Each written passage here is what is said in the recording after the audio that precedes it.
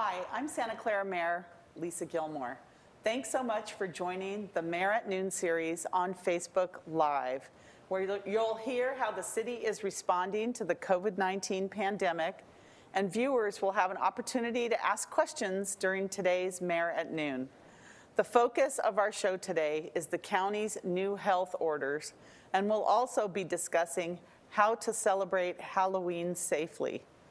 Lisa Schoenthal, Santa Clara's Chief Emergency Services Officer, is joining me today as my special guest.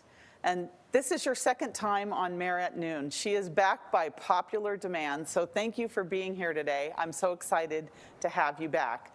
I know that you're busy helping the city navigate this public health emergency, but how are you? I'm well, Mayor, thank you. I'm smiling underneath this mask, so. Me too. Thank you. I appreciate you inviting me back. Before I forget, I saw that you are also doing a weekly video to keep our community informed about the latest COVID-19 information. So tell us about that. Well, I am doing a weekly COVID video update. I've done 4 so far, and it's three points that we hope the community will find informative about whatever is current with the COVID pandemic response. I think things are changing so rapidly that, you're weekly, pretty soon you might be bi-weekly, who knows? But we really appreciate, and I know the community really appreciates, watching your videos to keep updated on what's happening. But you and the emergency operations team do a great job helping the city and the community understand the various public health orders, as the county's orders can differ from the state's orders. So that's part of the issues for us, is deciphering, and we look to you. I know I refer everyone to you because it's so difficult for us to understand. So I wanted to talk about where we are as a city with the latest. I guess we're in an orange tier now with all the colors. We're still trying to figure that out as well. The latest orange tier in effect for Santa Clara County. What does that mean for Santa Clarans? So yes, we are in the orange tier of the governor's blueprint for a safer economy.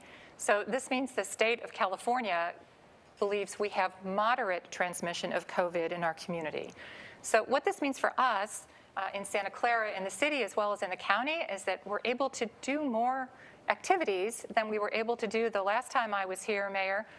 When I was here before, indoor dining was not allowed, and it didn't look very hopeful back then in September, but now indoor dining is allowed. Is it 25%? It's 25% capacity or 100 people, whichever is fewer, and there are, of course, modifications and restrictions and directives all around that. Other specific indoor gatherings are allowed, such as indoor worship services were also not allowed when I was here before. Right. That also has the 25% capacity or 100 people, whichever is fewer, and there are directives that go along with that too. Wow, so it's interesting that we're in an orange tier, and so it's a little bit less restrictive, but I heard yesterday, I think it was, about the restrictions placed on travelers to the state of New York from California. So tell us, how does that translate? Yes, well, it doesn't translate very happily for me because most of my family is in New York. So what this means is New York State has placed California on their advisory list. So Californians traveling to New York would have to self-quarantine for 14 days. And they monitor that, their public health departments monitor that, as our public health departments monitor activity here too.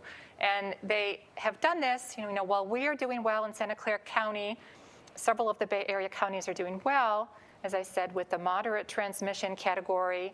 However, as a state, we are beginning to trend upward with our case numbers, and it's because of our case numbers that New York is putting us, we're on their advisory list. It's interesting because we have 2 council members from New York, Councilmember Watanabe and Councilmember Davis, who is ready to go back after her term and live there, so she may have to quarantine for 14 days, I guess. And then our city attorney is also from New York, so there's a lot of New York connections between Santa Clara. But you mentioned California's case numbers are rising. Can you tell us where we are as a county? I know we are a little less restrictive, but the numbers look like they're going up again, possibly. So how does that work? Right. Well, something I said this week was that the county's analysis and our analysis in the EOC is consistent. Our case counts do appear to be slowly creeping back upward. It's not alarming yet, but for example, last Friday, we had 207 new case counts. I was very concerned about that because we had not had a number that high in a month at that point. It has been lower than that this past week. Yesterday we had 113 new cases. We're, as long as we stay the course, we just don't want to go backwards. Right. Now, okay, so one of the things that's happening tomorrow is that we are, there's a holiday, Halloween. So I saw that Santa Clara County put out some Halloween guidelines. So how can Santa Clarans safely celebrate Halloween, knowing that it's a gathering situation, and also we're heading into the holidays where people tend to gather. So right. Tell us about Halloween in the county. Right. So let's talk about what we can do first. If we can bring up our city website, Santa Clara CA/Halloween. Let's talk about what we can do, because I think we're just a little weary about what we cannot do. Right. So right. we'll get to the county. We'll get to the county guidance, but I'm just so impressed with our Parks and Recreation staff and our library staff. Aren't they? They're so it's creative. Amazing. Right? I used to think I was creative. I'm really not compared to our Parks and Rec and our library staff. So on our city website, you'll see that's up on the screen now. We've got the Monster Masquerade Dance Party. That is tonight. It's 7 p.m. Don't miss it. This is fun for the whole family. There's going to be dancing, obviously. There's going to be online games. There's a scavenger hunt, other Halloween fun. The winners of the Halloween home decorating contest will be announced tonight by our youth commission. If we can, is that the outside home decorating contest? Oh, you know what? The home decorating contest. Oh, that's a little different, that isn't actually, it? yes, the home decorating contest, that will be announced later by the Cultural Commission tonight. Thank you. Oh, okay. The Cultural Commission will be announcing that on their Facebook page, and the city will also promote that on social media. The Let's Get Witchcrafty, those crafts boxes have been distributed already. The pumpkin decorating contest will be announced tonight during the Masquerade dance party. Those entries have been already received. The You've Been Treated is really a clever idea for neighbors to get into the neighborhood community spirit and treat their neighbors. Leave treats at your neighbor's door. And you can use, we've got templates right on the city website that can be downloaded. You can leave a sign attached to your neighbor's door. You've been treated with the treats you're leaving, and then those people who receive treats from their neighbors, we're asking, take a picture of that. I did that. I was treated by the Parks and Recreation Department. Right. Yes. Yeah. Did you show your Spook Declare spirit and take a picture and post it to social media? Yes, I did. All right. Of course I did. Hashtag love Santa Clara. And I was wanting to dig in and eat the candy too. It's still there, and it's very tempting. And of course, Right. on Instagram, it's at Santa Clara City Parks. And of course, for me, just always thinking about safety. I'm going to let my neighbors know that it's me treating them, so it's not such a mystery. The kids don't necessarily need to know, who the Halloween treaters were, but it's good. I think it's good for the parents to know. It's good for the parents to know where the candy came from. Yes. So that you feel trust a little bit more that it's safe for your children. Right. I agree. I agree. And then, of course, the library is doing so many things. We've had so much virtual program with our library services. During the pandemic, we've had over 532 virtual programs. But for Halloween, online Halloween activities, you can go to the city website, go to the Santa Clara Public Library Kids Calendar.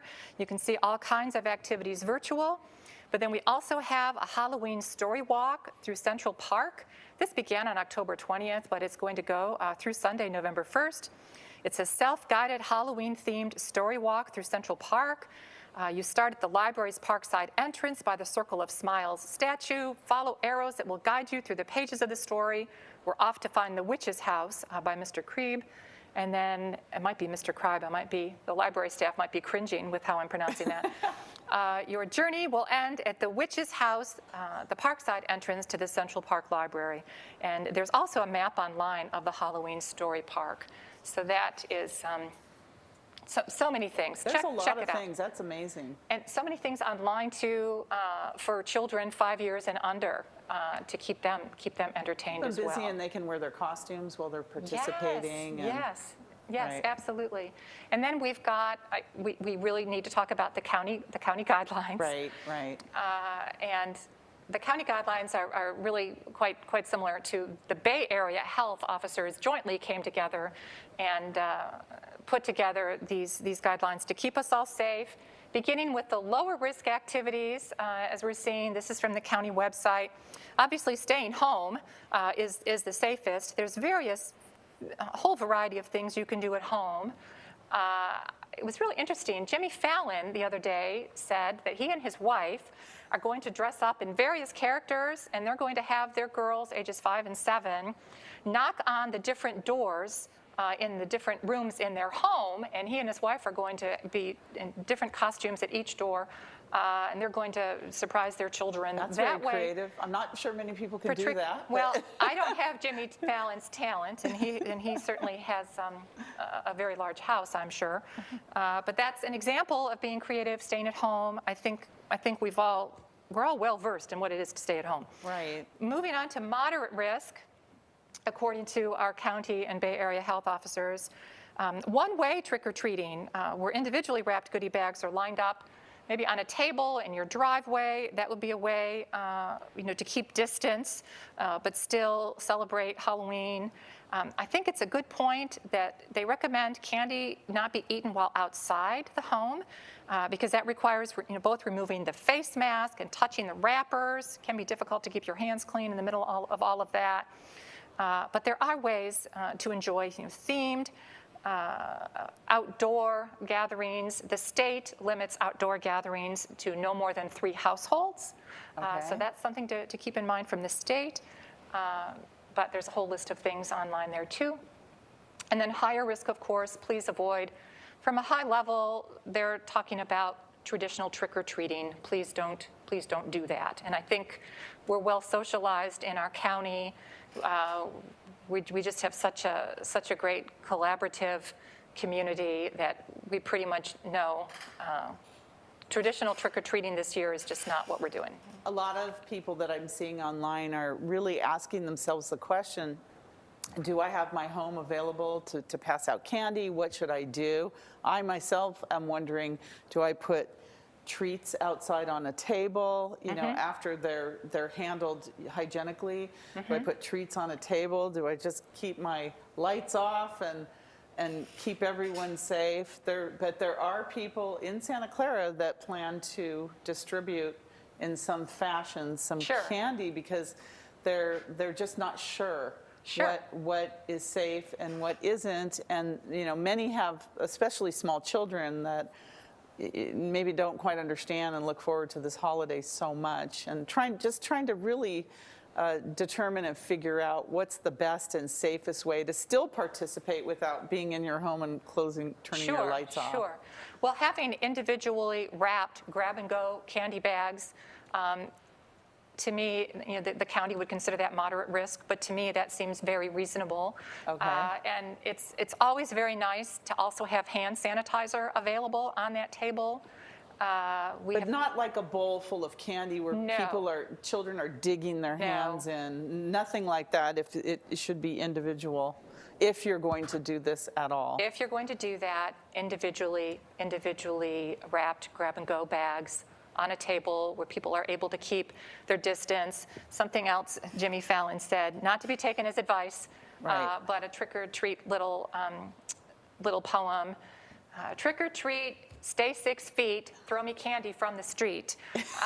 So I like that. It's just a funny little thing, we trick or treat, stay 6 feet. Stay 6 feet, throw me candy from the street. So we are not saying that it's don't not throw a candy at recommendation children. to throw candy. Don't be city attorney's office. Don't get nervous. Do not throw candy from the street. We don't need children getting hit in the eye with candy. But it's just a fun to remember. A fun little, yes. Keep So- the 6 feet. When they talk about wrapping individual candy, what if you put a candy bar that's already wrapped on a table? Are they still talking about an additional wrapping around the candy? I know think a I'm maybe candy getting bar- a little into the detail. No, but I think, these are all very real Those are questions. what I want- I would No, like these to are all very know. real questions. So Yeah. sure, a single candy bar wrapped on a table, have it be not very next to another candy bar, keep them spaced apart. Right. Perfectly fine, because as I said, we're not recommending the candy be eaten outside anyway. We don't want people, touching Pulling their... down or grabbing Perhaps in. their hand isn't clean Okay. and they're touching their mask and maybe Right. contaminating their mask, and the candy wrapper, they want to have their hands clean before they're going to be actually eating the candy.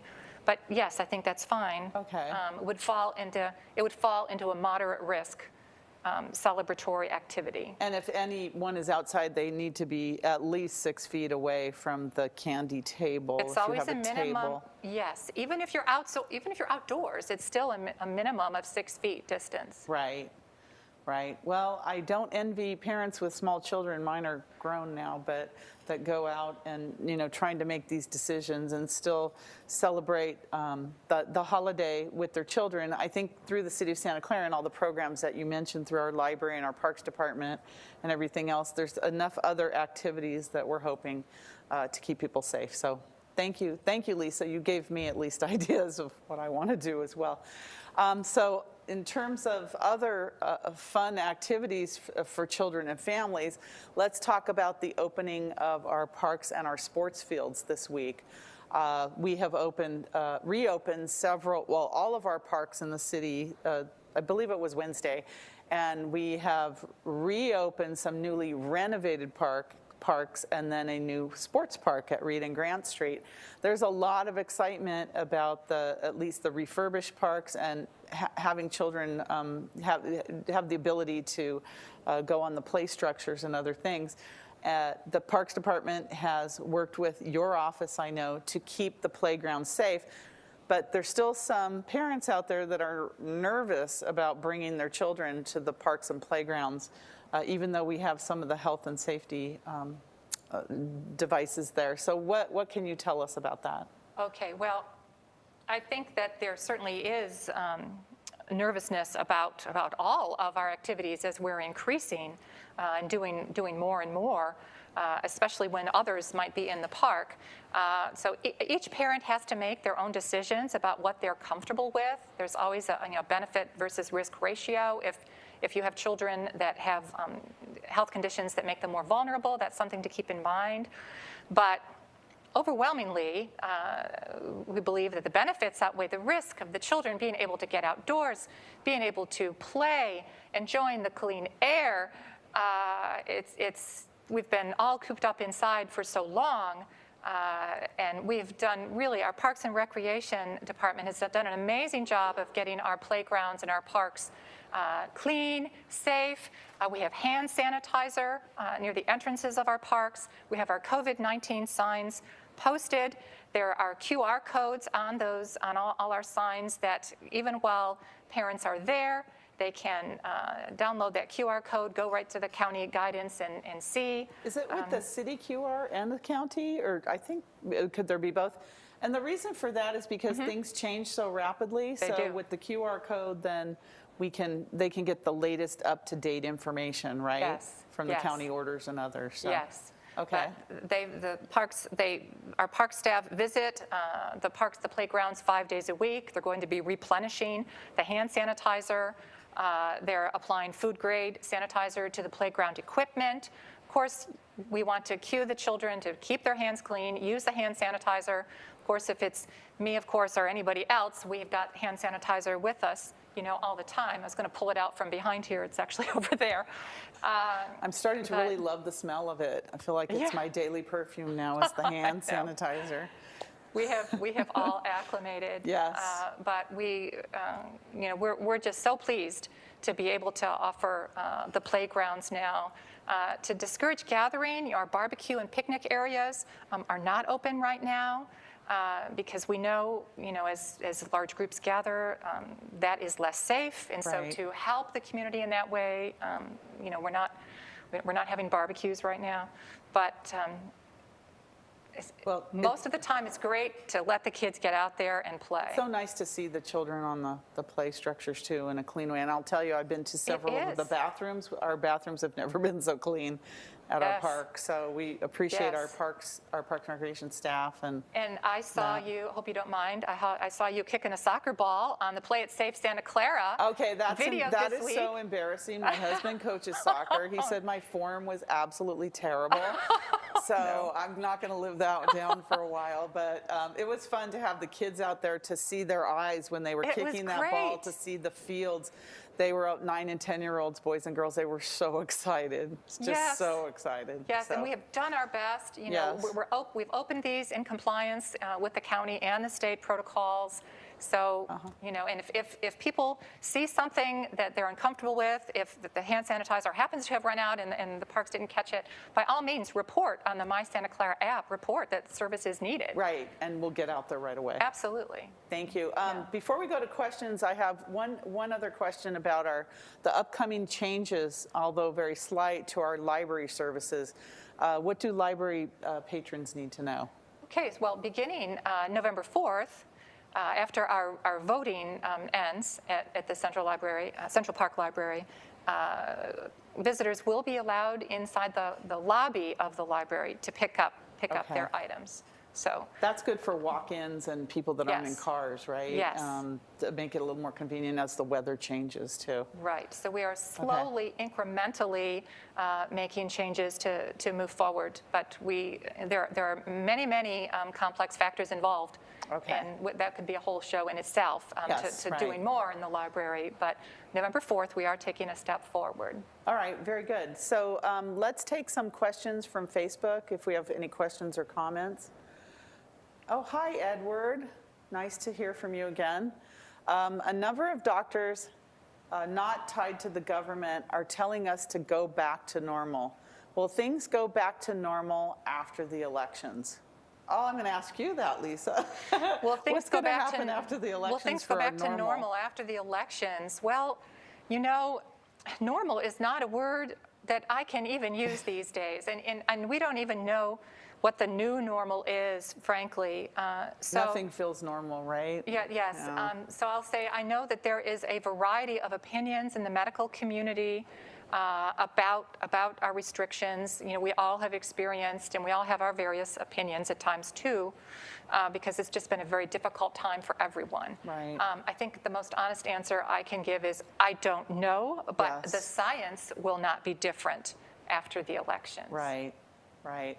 Okay, from Larry Oliveira, he says, play it safe, Santa Clara. That's all in our videos, that's our program, and that's our priority is to play it safe That's for great. all our residents.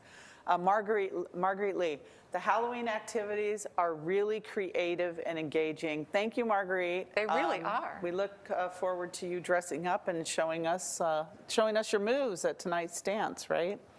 Marguerite? Okay. So thank you, Facebook audience out there.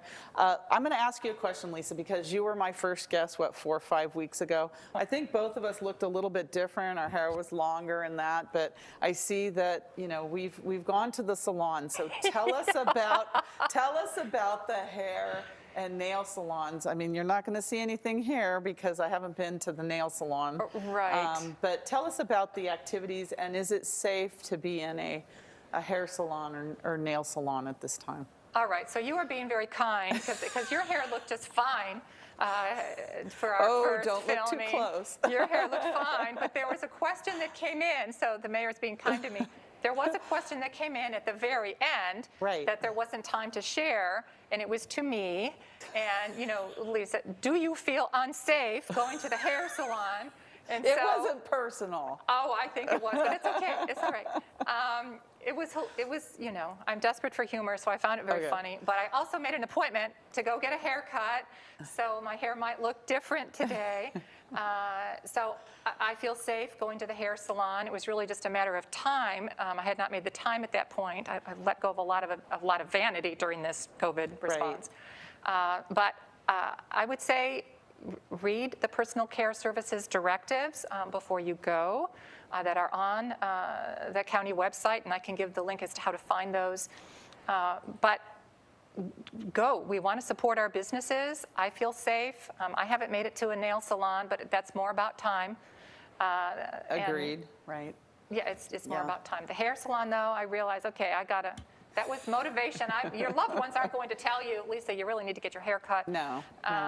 So It's yes. okay. Just follow the guidelines It and the is. orders, and that's always the default, is follow is. the orders. So just a couple of quick things at the end. Flu shot. I did get my flu shot about 2 weeks ago. I believe have you had your flu shot? Of course, I definitely Tell got us my- about the importance Yes. of flu shot during this pandemic. All right, it's more important than ever to get a flu shot this year. Yes, I absolutely got mine maybe 3 weeks ago, because it can take about 2 weeks to get That's what to they become say, 2 effective. weeks. About 2 weeks to get the full effect from it. But we have crowded emergency rooms very often from the flu every year. And this year we can anticipate that we've got COVID-19 patients in our hospitals as well. So we don't want to create what they've been calling the twindemic, with people getting both the flu and coronavirus. And we've already had a case, I know, in Solano County of somebody that has been diagnosed with both the flu and coronavirus. So do your part, get the flu shot. The flu shots are free at the Santa Clara County Fairgrounds every Saturday. I believe it's 9 to 4, but that's on the county website as well. So. And they're free, of course, with medical insurance. You can Yes. you can get them at the grocery store, the drugstore, pharmacy, yes. the pharmacy. Different places look for the signs for flu shots. So that's important. Okay, last thing. I hear that you have a new mascot in the EOC. And I think you brought your mascot with you today. So before we end, Yes. if you wouldn't mind showing us your new mascot. Okay, we do have a new mascot in the Emergency Operations Center. We try to keep our sense of humor and our morale high. So this is, say hello to my little friend. This is a bobblehead of Dr. Fauci. He we're looks always- quite handsome as his head is we're bobbling. always asking, what does the science say? What is the data? What is the data? What is the data? Does he answer back? He does not, but he is someone, I have never turned him off. When we've had briefings on in the Emergency Operations Center, I can say I've never turned him off. Sometimes when things get too political and we're not able to decipher factual information, we might turn some people off, but never Dr. Fauci. So Well, thank you for sharing Dr. Fauci with us today. And that's all the time we have for Mayor at Noon. I want to thank Lisa Schoenthal again, back here by popular demand, for coming and filling us in on a lot of the practical things that we need to know here in the city, and what we can and can't do, and what's happening for Halloween in our park. So thank you, Lisa, Thank you, again Mayor. for coming back. And you can watch Lisa's show every week, update every week on the coronavirus and the pandemic issues in the city. It's very informative and helpful. So join us on Facebook Live next Friday at noon with my special guest, Steve Robertson, who's president of the Santa Clara Youth Soccer League. We are going to talk about the impact the pandemic has had on youth sports, which I think there's a lot of interest out there about youth sports. So thank you for watching. Keep it covered and play it safe, Santa Clara.